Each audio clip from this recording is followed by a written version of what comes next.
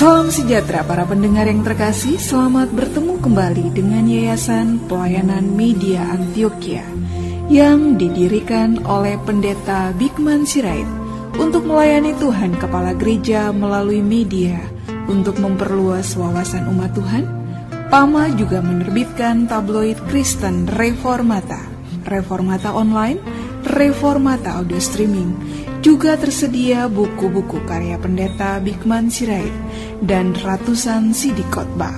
Doakan dan ikutilah pelayanan PAMA di 33 radio lainnya, di berbagai kota dan pelayanan televisi, di Indovision Live Channel 70 setiap Rabu pukul 11 dan 23 waktu Indonesia Barat, Minggu pukul 17.30 waktu Indonesia Barat, dan Senin pukul 00.30 waktu Indonesia Barat. Kabel Vision Family Channel setiap Rabu pukul 6, 12 dan pukul 18 waktu Indonesia Barat. Sabtu pukul 6.30, 12 dan 19.30 waktu Indonesia Barat.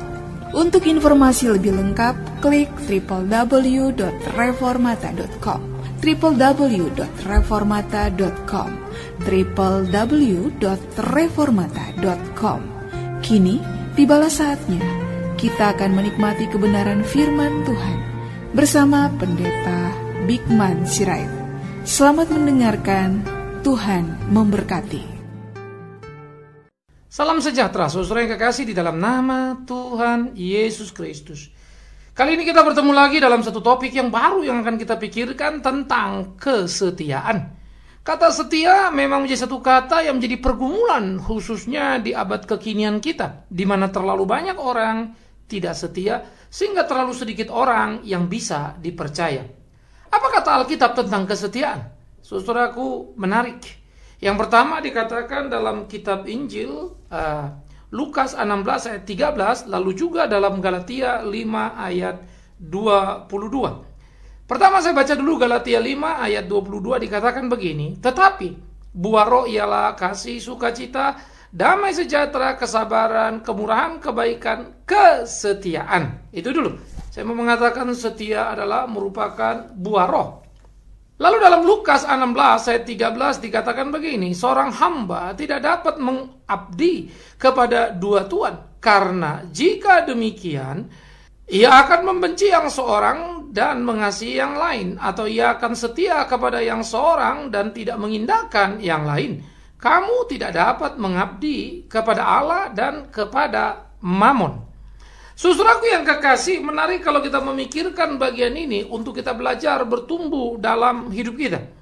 Maka dalam kitab Galatia, surat Paulus kepada jemaat di Galatia dengan jelas dikatakan kesetiaan adalah buah roh. Jadi kalau seorang sudah betul-betul mengenal Tuhan, dipenuhi oleh Roh Kudus, maka wujud yang bisa terukur adalah kesetiaan. Kesetiaan adalah buah roh. Kesetiaan ada pada tiap orang yang memang hidup percaya pada Kristus dan hidupnya dipimpin oleh roh. Jadi, saudara tidak bisa mengatakan, oh saya penuh Roh Kudus, oh saya selalu ketemu Tuhan dan seterusnya. Silakan saja kau mau bicara apapun. Tapi apakah kasih, sukacita, damai sejahtera dan kemudian kesetiaan itu ada di dalam dirimu? Saya sudah pernah berbicara tentang buah roh. Ingat, buah roh bentuk singular bukan plural. Jadi buah roh itu 1, 9 itu wujudnya. Artinya 99 itu harus ada dalam hidup orang percaya. Tinggal sejauh mana kualitas atau keunggulan daripada sifat itu berada dalam dirinya. Nah itu harus jadi pergumulannya. Maka dia harus bertumbuh dalam segala aspek terhadap nilai-nilai buah itu dalam hidupnya. Nah sekarang, kalau kemudian kita menemukan kesetiaan sebagai buah roh yang ada di dalam diri tiap orang percaya, di mana orang percaya itu bertumbuh, semakin mengerti kebenaran, bertumbuh untuk mengerti apa yang menjadi kehendak Tuhan, maka buah roh akan terus bergerak dan terus bergerak, terus bergerak. Artinya semakin hari semakin tampak nyata. Nah, jadi saudaraku yang kekasih, kesetiaan sebagai wujud daripada buah roh menjadi sebuah gugatan tuntutan pada tiap orang percaya. Jadi orang percaya memiliki kesetiaan. Jadi kalau kita memahami arti sebuah kesetiaan, pertama harus kita sadari, kesetiaan adalah buah roh yang tidak bisa ada pada diri kita tanpa roh mengerjakannya pada hidup kita. Kesetiaan bukan sebuah hasil usaha untuk setia, tapi kesetiaan adalah respon kita terhadap pimpinan roh. Lah, bagaimana? Apakah orang tidak Kristen tidak bisa setia, Pak? Ternyata bisa. Mereka mempunyai satu sikap pengabdian. Misalnya, seorang Jepang, dia tentara atau pasukan di masa lampau, terkenal dengan keberaniannya. Dan kalau mereka gagal tugas, mereka melakukan harakiri atau bunuh diri. Kenapa? Karena bagi mereka, pulang dan gagal menjalankan tugas itu sangat memalukan, khususnya mereka tidak punya kekuatan, kemampuan menghadap kepada kaisar. Mengapa? Karena kaisar dipahami adalah merupakan orang tertinggi sebagai pemimpin yang besar, tetapi bukan saja pemimpin, karena dia bukan manusia biasa. Dia manusia keturunan dewa. Nah, kepercayaan itu sudah ditanamkan, sehingga mereka melakukan harakiri dalam respon terhadap pemahaman akan kesetiaan. Lebih baik mati tadi. Maka sebagai wujud setia, mereka tidak rela untuk kemudian mereka membuka rahasia daripada negara atau kerajaan. Lebih baik mereka mati. Maka mereka akan bunuh diri atau harakiri. Nah, jadi saudaraku yang kekasih, menarik sekali kalau kita melihat di sini.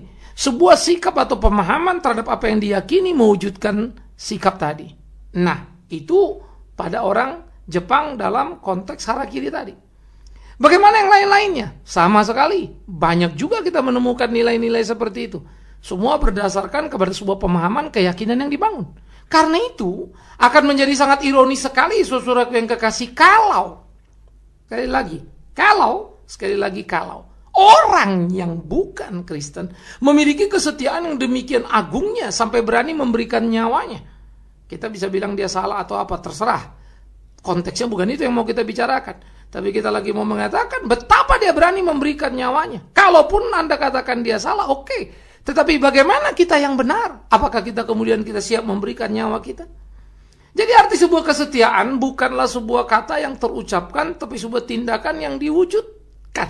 Ingat, kesetiaan bukan sebuah kata yang diucapkan, tapi tindakan yang diwujudkan. Nah, di dalam keimanan kita, maka prinsip pertama tadi kita bilang, buah roh, kesetiaan adalah buah roh, sehingga pengenalan akan Tuhan, di mana roh menolong kita mengenal Tuhan, membuahkan satu buah yang disebut kesetiaan. Sehingga kesetiaan di sini bukan berpusat kepada diri saya ataupun kepada pengabdian saya terhadap pimpinan saya di dalam struktur agama atau apapun juga, bukan. Kesetiaan di sini adalah sebagai apa yang Roh Kudus kerjakan pada diriku, aku melakukan terhadap Tuhanku. Tapi orang yang setia terhadap Tuhan, pasti dia akan setia terhadap sesamanya, bukan? Nah, jadi itu harus dilihat dan terukur. Tetapi kita mesti memahami, arti sebuah kesetiaan dalam keimanan kita adalah buah roh yang dikerjakan oleh roh yang akan membuat orang Kristen setia. Kalau tidak setia, itu bertanda buah roh tidak ada dalam dirinya. Jadi sederhana saja. Orang mau ngomong apa silakan, mau pintar khotbah kayak apa silakan, mau tangannya katanya penuh mujizat silakan. Tetapi yang menjadi paling penting adalah bagaimana pertanggungjawaban yang serius terhadap sikap hidup dia. Nah, itu perlu. Itu harus. Nah, jadi saudara-saudaraku yang kekasih, sebuah kesetiaan sebagai wujud kasih karunia daripada Tuhan yang dinyatakan dalam batin kita. Pengalaman pemahaman kita akan Tuhan, akan kasih sayangnya, akan kesetiaannya, membuat kita semakin hari semakin bertumbuh dalam memahami apa yang menjadi kehendak Tuhan, membuat kita makin mengerti melakoni hari-hari hidup kita. Jadi kesetiaan buah yang harus diwujudkan. Yang kedua, maka saya bisa mengatakan kesetiaan apa artinya? Adalah sebuah identitas bagi diri tiap orang percaya. Nah, jadi orang percaya haruslah orang yang memiliki identitas seperti KTP. KTP saudara menunjukkan identitas diri saudara. Siapa namamu, di mana tempat tinggalmu, tanggal berapa, atau tahun berapa saudara lahir, dan seterusnya. Sehingga identitas itu membuat diri Anda dikenal seperti apa yang tertulis di sana. Anda tercatat seperti apa yang tertulis di sana, entah di sekolah, entah kemudian kita kerja atau dalam pergaulan masyarakat umum lainnya. Kita dikenal sesuai dengan identitas tadi. Kalaupun kita punya nama panggilan, itu tetap sekedar nama panggilan. Itu bukan identitas yang sejungguhnya daripada diri kita. Itu hanya tempelan kepada identitas yang ada. Sehingga panggilan atau alias atau sebutan tadi tidak bisa lepas dari identitas intinya, utamanya. Itu saudara yang namanya ada di KTP itu. Nah, saudara-saudaraku yang kekasih, maka orang Kristen pun demikian. Identitas kekristenannya itu harus tampak dalam apa? Kesetiaannya. Identitas itu harus terlihat. Karena itu kalau saudara merasa diri sebagai seorang Kristen, tapi sebetulnya saudara tidak punya kesetiaan, tidak punya loyalitas dalam pengabdian pelayanan, patut untuk kita bertanya sejauh mana sebetulnya kita Kristen. Ya, saya jujur saja kalau memulai sebuah pelayanan atau kerjasama dengan banyak orang, lalu kita bicaranya tentang Tuhan ini itu segala macam indah, tapi kemudian kita berpisah karena ngerasa kurang ini kurang itu, yang sebetulnya menurut saya tidak terlalu prinsip, tapi memang menjadi sesuatu yang sangat berpengaruh kepada diri, sehingga akhirnya visi yang dipahami bersama itu diabaikan. Maka kesetiaan kepada visi, kesetiaan kepada bagaimana apa yang Tuhan kerjakan, kita bisa hilang.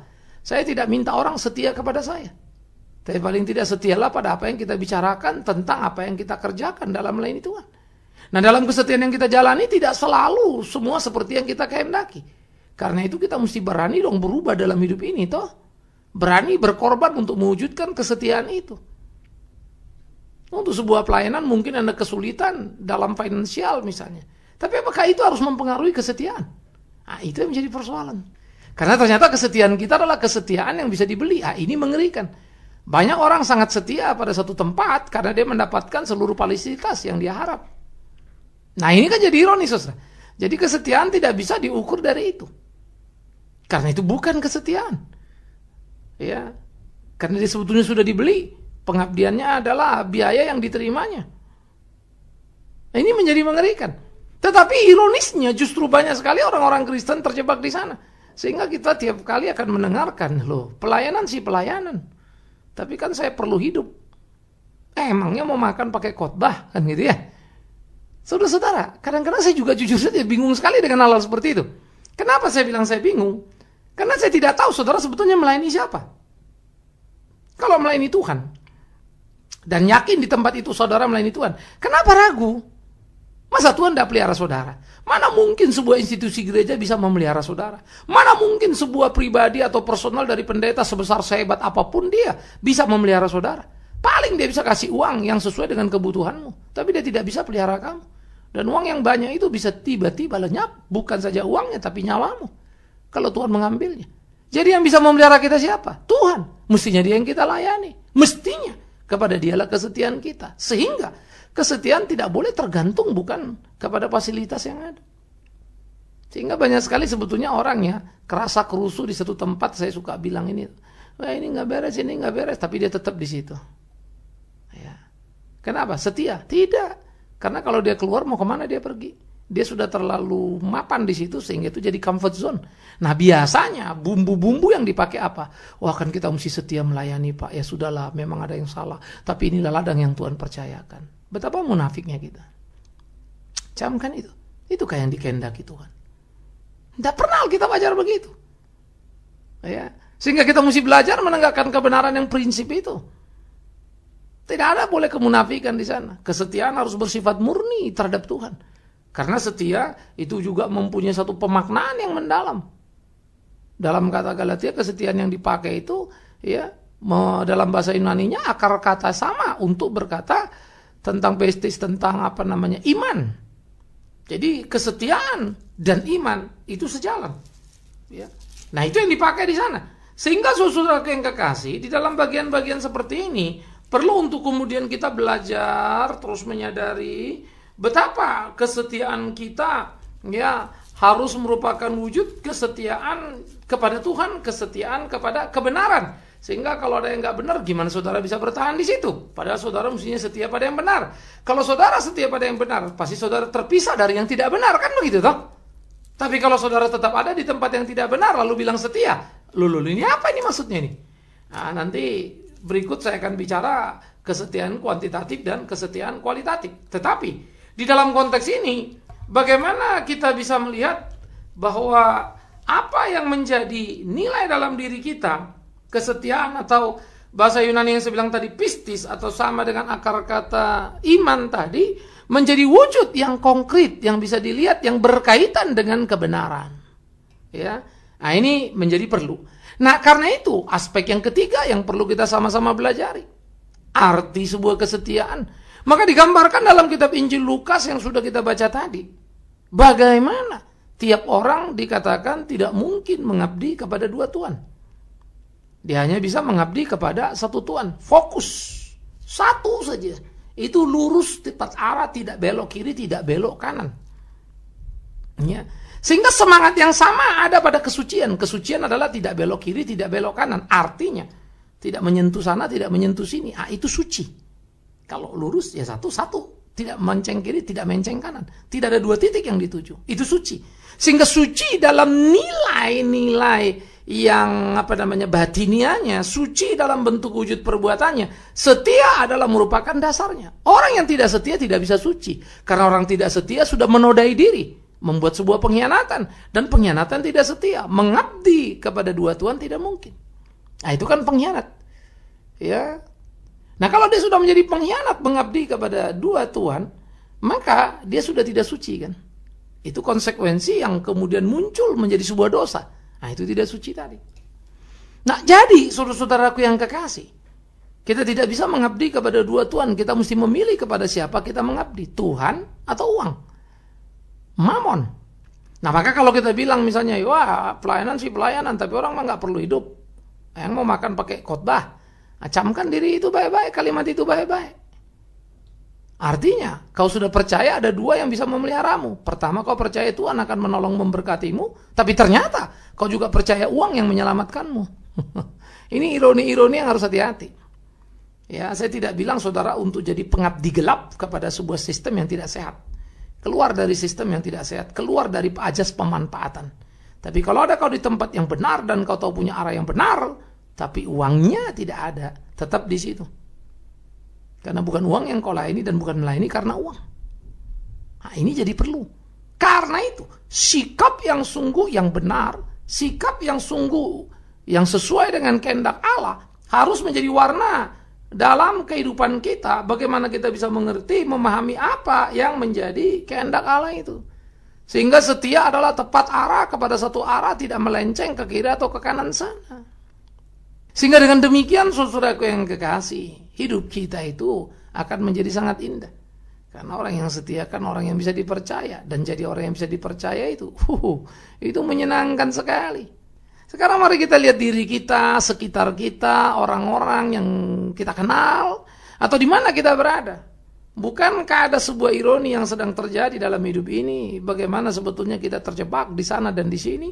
Sampai kemudian akhirnya kita tidak melakukan apa yang menjadi kehendak Tuhan. Kita terjebak pada berbagai pola dan hidup gaya permainan yang kita cocok-cocokkan dengan diri kita. Ini ironi. Ini menyedihkan. Oleh karena itu, saudara-saudara yang kekasih di dalam nama Tuhan Yesus Kristus, jangan sampai kemudian kita salah dalam hidup kita. Karena itulah kesetiaan harus mewarnai, mendominasi seluruh kehidupan kita, dan kita menjadi percaya sungguh-sungguh menjalani hari-hari kita bersama dengan Tuhan kita.